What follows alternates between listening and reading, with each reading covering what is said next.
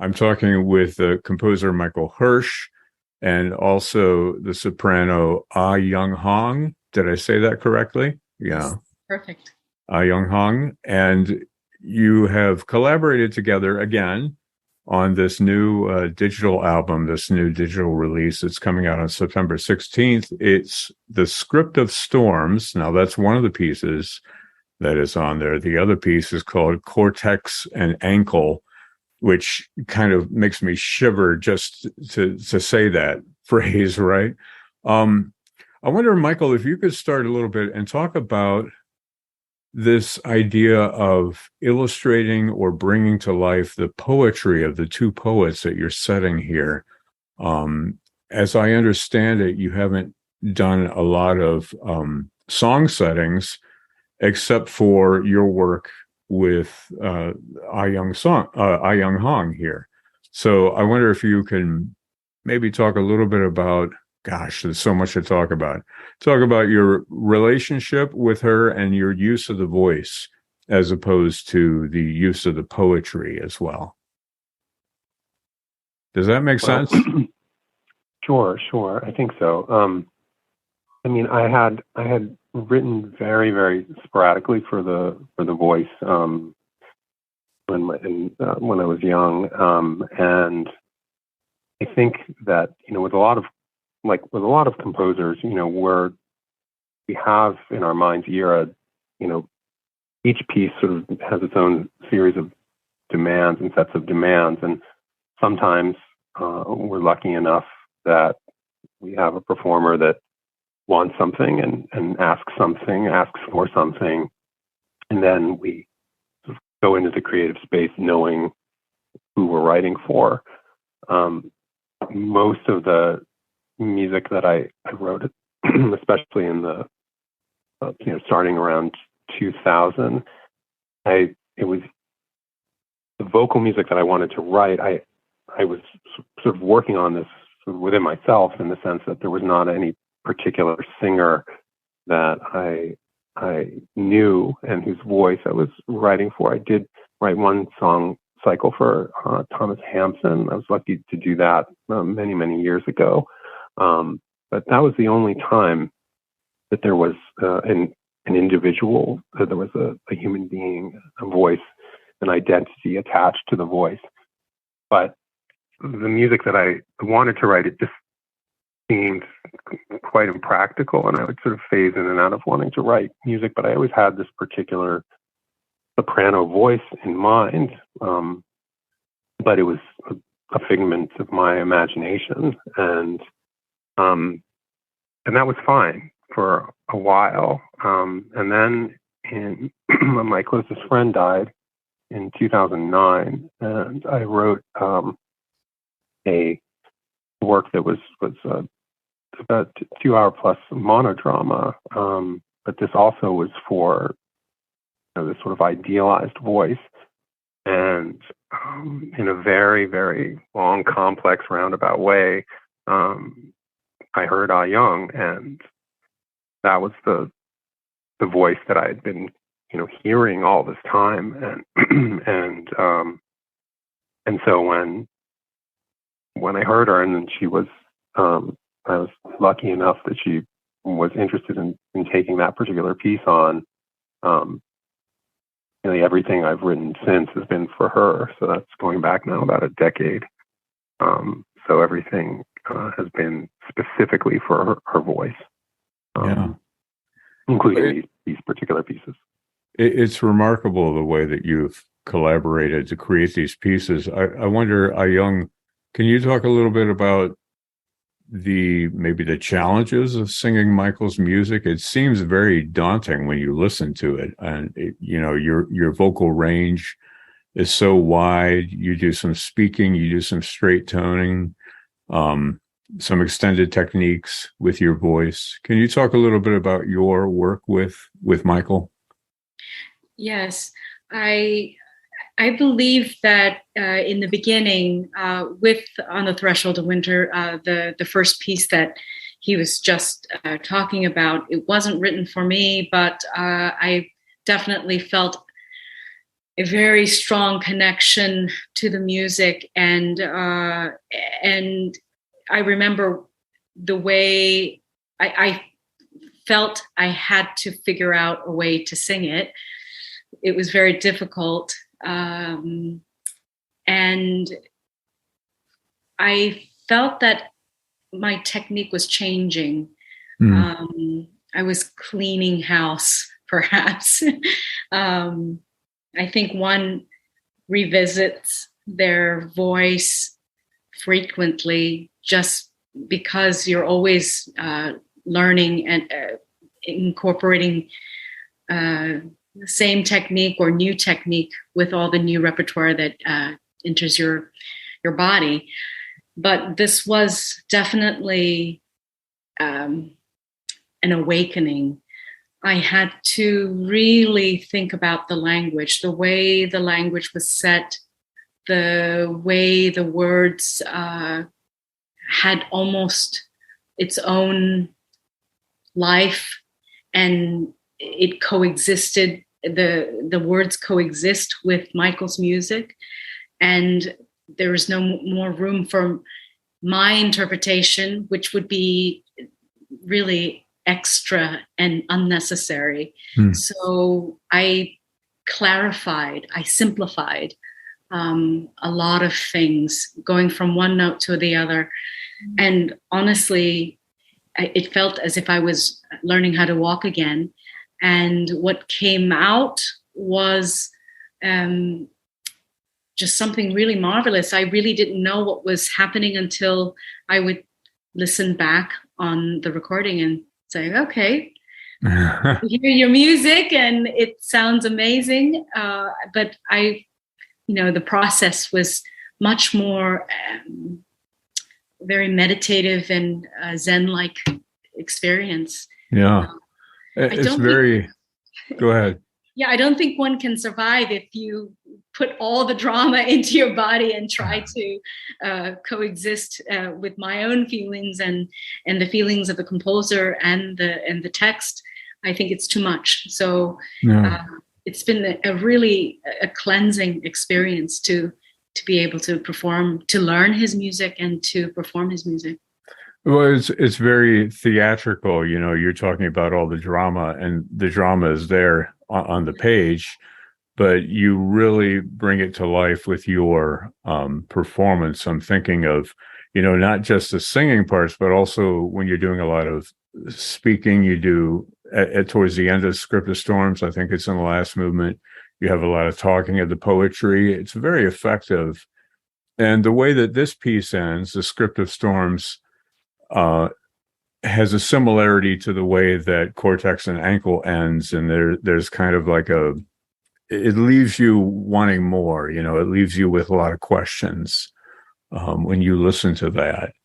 And the very first thing that I was exposed to when I was contacted by your representative was this painting right here, right?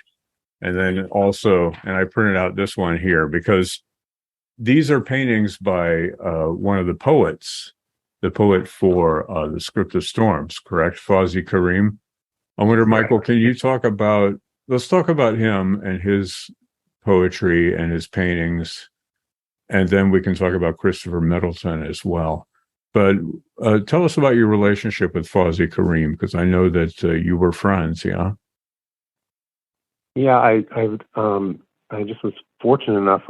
There was a poet who I knew who had written a book, written a number of books, and there had been a chapter about Fawzi in this book, and I just was completely taken by this person, by the description of him and by his own words. And so I asked my friend, I just told him, it was a book filled with sort of portraits of extraordinary people. But this particular person and everything about him, I was drawn to him in a way that I drawn to few people. And he thanked me for, complimenting his book, and his framing of this person that he also thought was special. And that was that. And then not long after that, he invited me to dinner when I was visiting him in London, and Fozzie was there. He had brought Fozzie over, and that began our relationship. And he just was a really remarkable person, and just sort of I admired him like I've admired few people. For me, what was meaningful to me about this recording is meaningful. I hope that people find something in the music, but the thing that just very, very important to me is just exciting is that there may be a few people who will, for the first time traverse the work of these two remarkable artists, and that's fantastic. I mean, they're both too little known, especially Fozzie, certainly in the United States.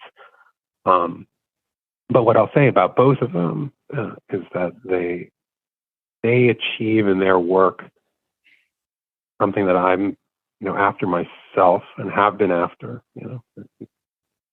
elusively. I've been trying to I think what a lot of composers look for as inspiration and then models and in other composers.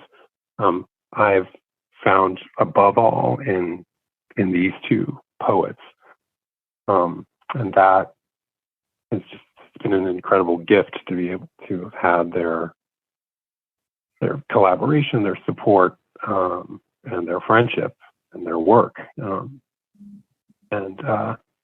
So Fozzie I knew for a much briefer period than I did Christopher Middleton, but he made deep impressions, both with his poetry, his life, everything about him. And his paintings were just kind of this little sort of this peripheral part of his existence. But I found that the paintings also captured something. Absolutely. Yeah. And I love that you've included a number of his paintings and portraits, what have you, in the booklet that is along with the release. Michael, can you talk a little bit about your musical style? Because it's so intricate, and it seems like every moment of your score is a happening. You have to pay attention to it. Can you talk about your style of composing, maybe, and also your musical philosophy? I know you're both on faculty at Peabody in Baltimore. How do you pass this on to the next generation? There are about 3 or 4 different questions in there, so pick one, and you can go with it. I mean, I think that trying to determine philosophy, I just I know that what's important to me in art, what I'm looking for in a lot of art is captured by both Middleton and Kareem. I know that is something that, as I was saying before, there's a particular kind of, it's very hard to put into words, and I don't want to stretch. But I will say that my approach to writing music changed dramatically when I met Christopher. That I can say, that I was writing and composing is difficult, and I had found myself in a particular space when I met Christopher, and being exposed to his poetry really it focused my thinking about a lot of things, and it's hard to say exactly what they were, other than I did a complete rethink of what my relationship was to music. Mm-hmm. So this was the turn of the century, and this was in 2001. And when we met, soon after we met, I started a piece that took me 15 years to write. It's in 3 parts, and the first part is based around his poetry. So that the piece in total is over 10 hours long. So it was a very, very long process. And I feel like the writing of that piece sort of traced my attitudes and thinking approach to many things. But it was all set into motion by Christopher, everything. And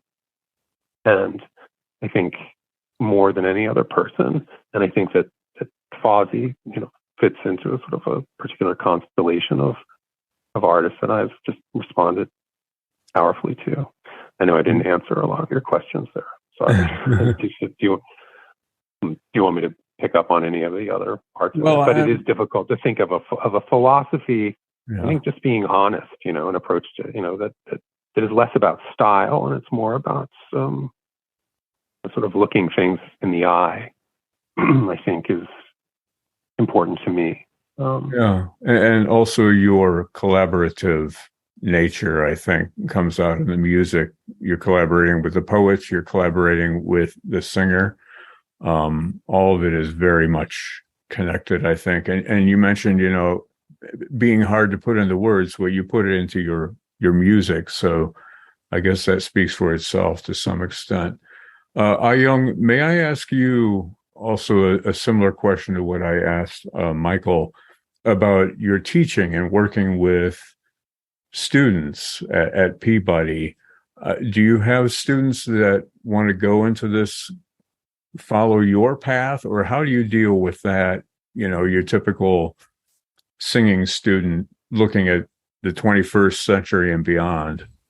Of course, if they decide to pick up a piece of music that is of contemporary time, it makes me so happy because they're nurturing music for the future, music today, and that will carry on to the future. But most of the time, I don't really expect them to become new music singers. I expect them to explore it for their own growth, because it's amazing what happens to a singer or musician when they work with a composer.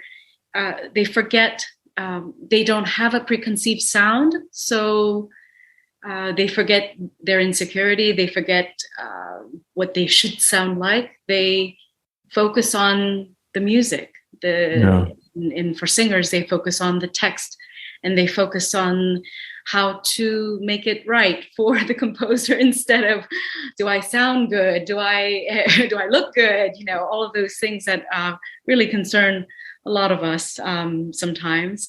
And that's why I say that the process working with Michael has been such an awakening for me. I believe that music is so important. Of course, I'm preaching to the choir right now, but it's in a way that is much deeper than I had anticipated. I got into singing because it felt nice. It's beautiful. It's about beautiful music, but now I understand it's something much, much more important. It goes beyond that.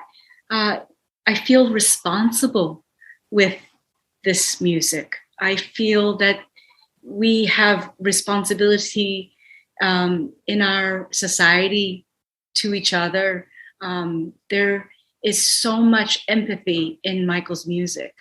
I feel that I should be a better person after hearing and performing his music, because it's not just about a beautiful melody. It's really about connecting to humanity and the hard part of humanity. There's so many wonderful aspects of humanity: love and joy and laughter. But in Michael's music, it's about what I think people don't want to address all the time. When we go to a concert, when we watch a movie, we want to forget about our own trouble, but it's always there. And I think his music, in my opinion, it makes us address those painful moments And that question you say, that you are left with more questions at the end of a piece. I believe those are the questions that we must ask ourselves. And it's as if, the music continues to live in our brain, our brains, our emotions. And it's as if we have to react to it after the concert is over. How do we deal with illness? How do we deal with death? How do we deal with war? How do we deal with things that we don't want to really face every day? So it's, for me, this music is so important, and the poetry is so important. It's, two people who have existed in a world that I am not familiar with. I only read about in the news. And for me to get that visceral reaction from just reading or singing the music, I mean, it's a powerful tool, to be able to feel as if you're there, and to smell these things that you don't want to ever experience. And so I hope that my students will also find a composer who will give them that visceral reaction, whether it is joy or comedy or love. It could be anything, but I just happen to react strongly to Michael's music. And so working with composers will allow you to explore what you have, what you can do, what you can experience, and how you can share with the world with your voice. Very important, I think, for artistic development for young singers, and as well for people who listen to music, to try to train their ear to hear and absorb the music and the poetry in your performance as well. Speaking about performers and performances, you've got two different ensembles here in each of these songs. And one thing that really struck me, Michael, was your use of instruments in the ensemble clang, the smaller ensemble, for the first piece, right? That's for cortex and ankle. And the way that when I heard it at first, I thought maybe there was some double or triple tracking going on, but it was just instruments that were kind of imitating what Ah Young was doing. I mean, there was a real kind of melding together of those sounds. I wonder if you can talk a little bit about the ensemble clang and its instrumentation, because it's kind of an unusual group of instruments. Yeah, I was introduced to them by remarkable composer Oscar Bettison, and I had heard a recording of them doing some of his music, and it just and I was taken, I think, for a lot of the reasons that you just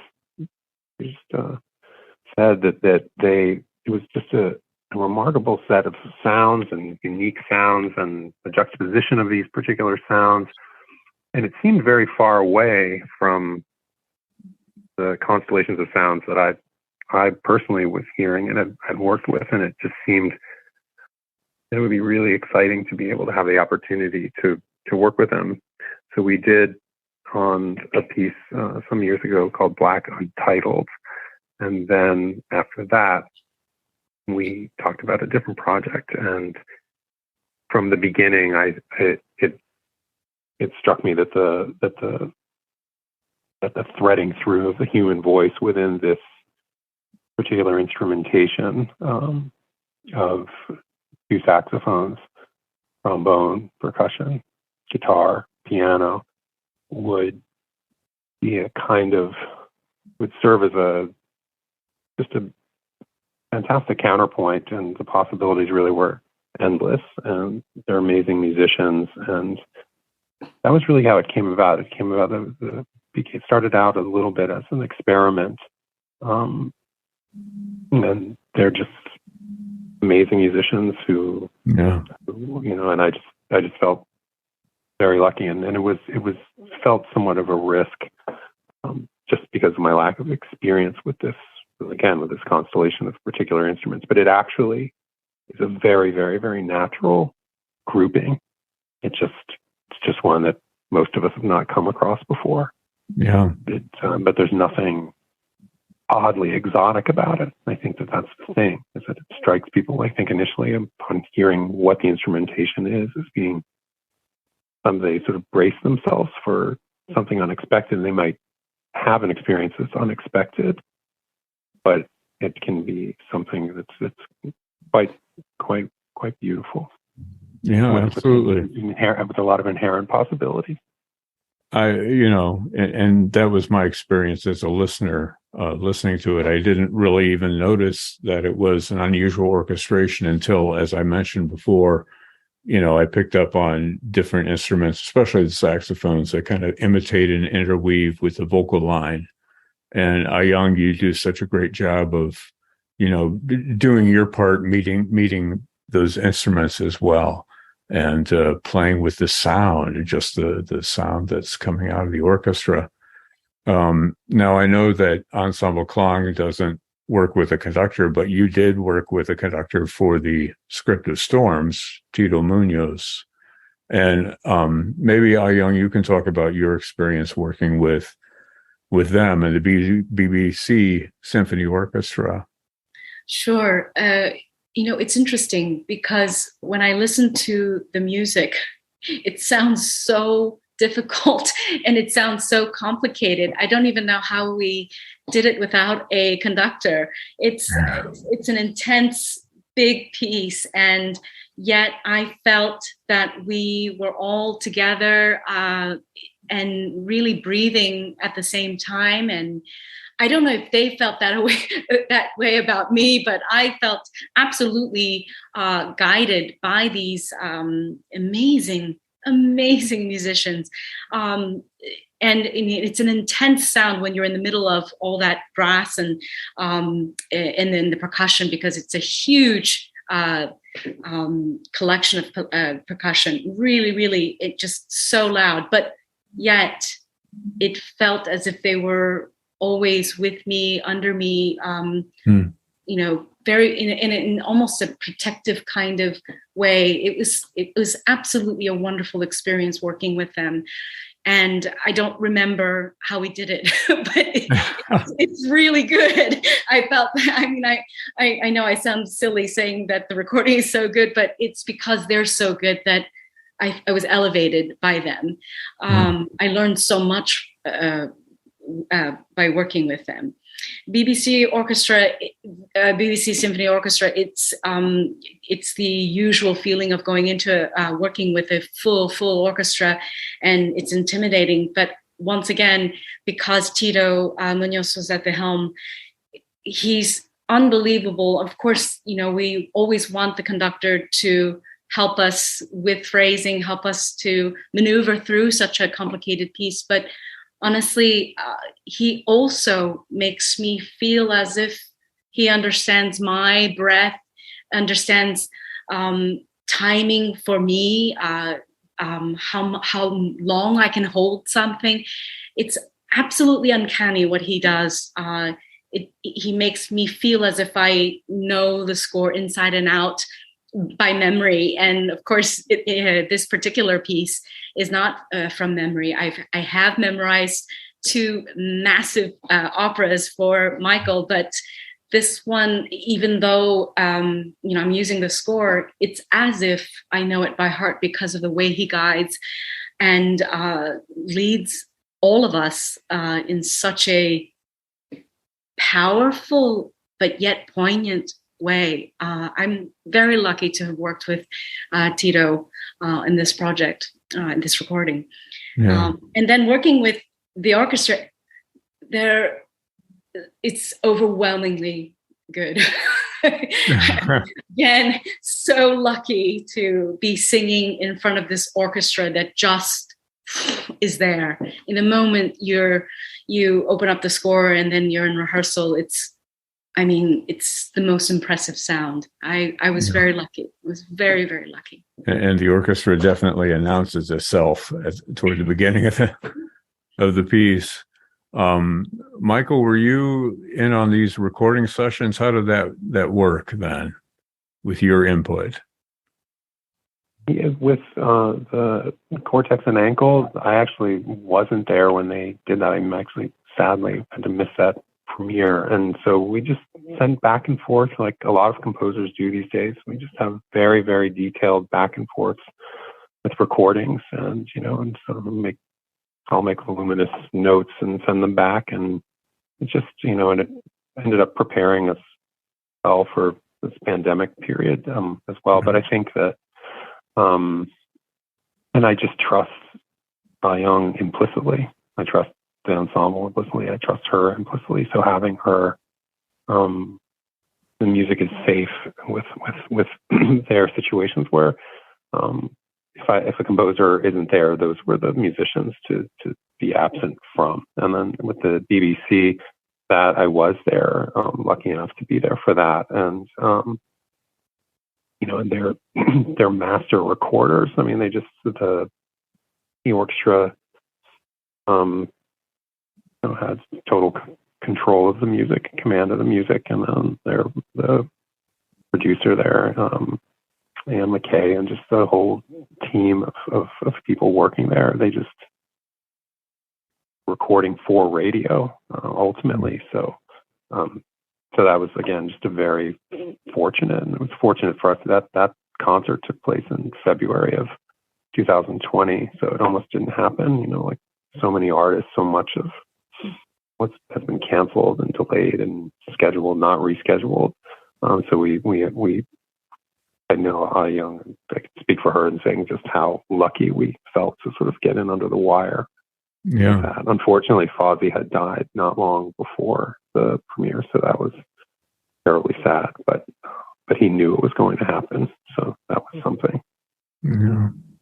Well, certainly the legacy of Fozzy Karim is propagated in your music, and you'll introduce, many listeners, I think, to his poetry and his paintings and his artistic work.